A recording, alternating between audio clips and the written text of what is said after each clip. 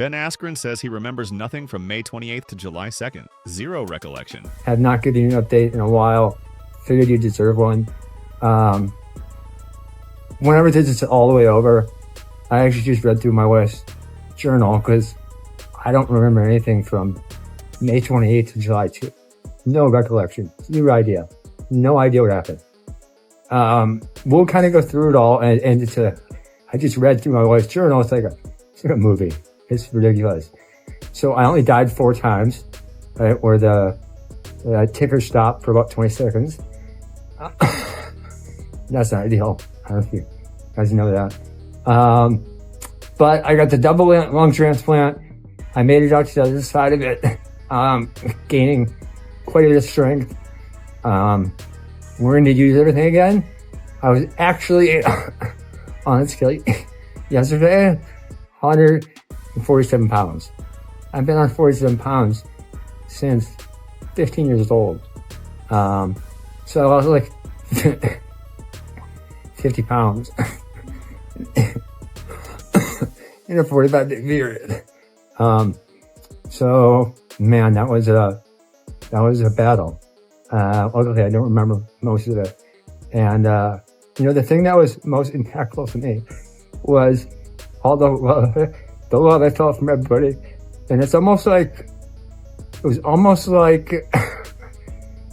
I got to have my own funeral, right? I still remember 30 years ago when Dave Schultz died, and you listen to all these older people, recollect how much they enjoyed him, how much they loved him.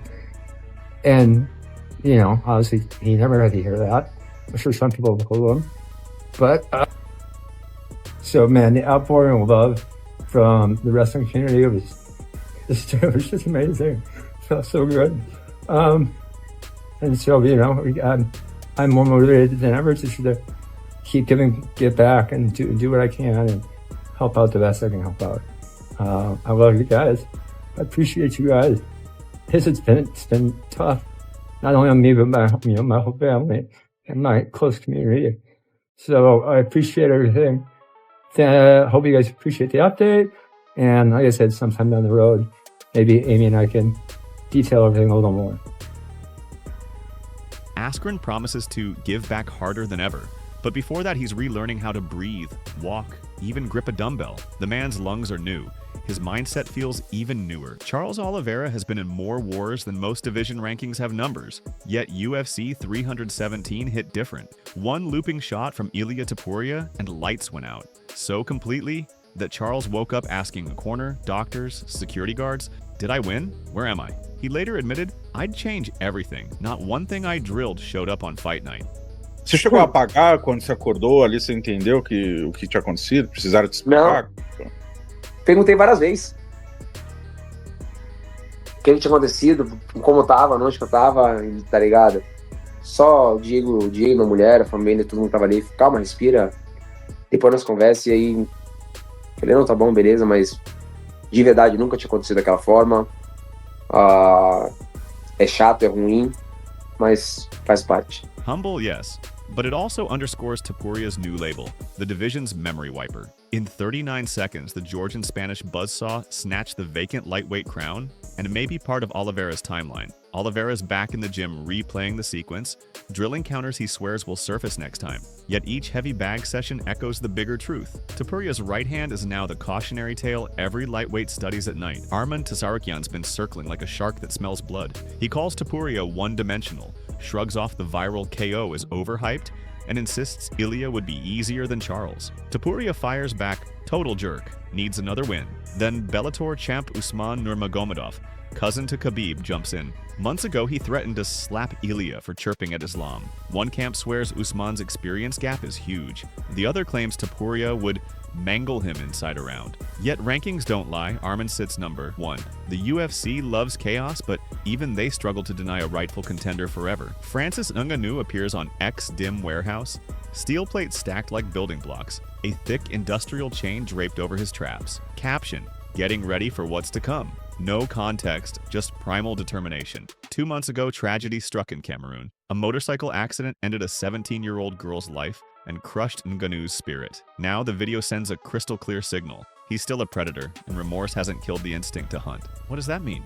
Maybe a PL super fight? Maybe a UFC comeback once lawsuits settle? Whatever the stage, a rebuilt Francis with tragedy in the rearview is a storyline with teeth. And on July 4th, fireworks crack overhead and Jon Jones tweets, "Just re-entered the testing pool.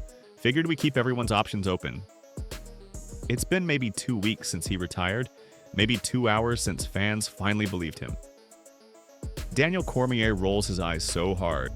He like dangling his status over our head, and I hate it. I'm gonna tell you right now, man, I don't give a if Jon Jones ever fights again. I don't care, man. He's the greatest to ever do it, for sure. He's great. He's super great. But I don't care if he ever fights again. You know what I care about? I care about Ilia Topuria, Dustin Poirier, the dudes that's out there putting their life on the line for us. I care about those dudes. I thought he was trolling. I thought he was messing with the fans, kind of giving them a hard time because he knew how much they wanted him to fight Tom Aspinall. But then he didn't. And he says, you know what? This don't mean enough to me. I'm done. My biggest issue is, why are you playing with people's emotions? It seemed like that's something he's been doing quite a bit lately. Now, I will say this. I don't like, you put me in a very uncomfortable position because you say stuff like you don't care if he ever fights again. I don't want to be the guy. You don't make me be the guy that's like, well, we need Jon Jones. You try to do this shit to me on purpose. No, you can agree with me on this. Volk says the Islam concussion lingered worse.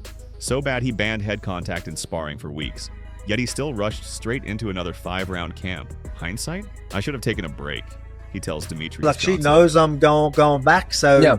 she will, whether she's wanted me to stop, she won't really say it, like, because like, oh, that's probably not good conversations you want to have going into like a camp or something like that, or before, so maybe that's where she might not say. But I mean, straight after the fight, like, my whole family's just like, why didn't you just put the gloves down in the middle of that octagon straight away? They all want me to retire, right? So gotcha. they're all like, so they all wanted me to, but I guess like, so now that, I'm making a decision to keep going, they're like probably not going to bring that back up, like, purely because like they're worried about affecting my frame of mind, which I'm all right. You can say what you want. I'm going to deal with it, okay? But I think maybe they're just being like trying to be selective. But they made it clear that they all wanted me to stop straight after this fight. The Diego Lopez fight. Yeah, exactly. So it's a but.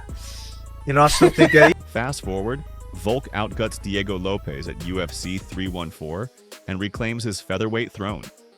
Title back on his waist, smile back on his face, and family in full court press begging him to retire right there on the canvas.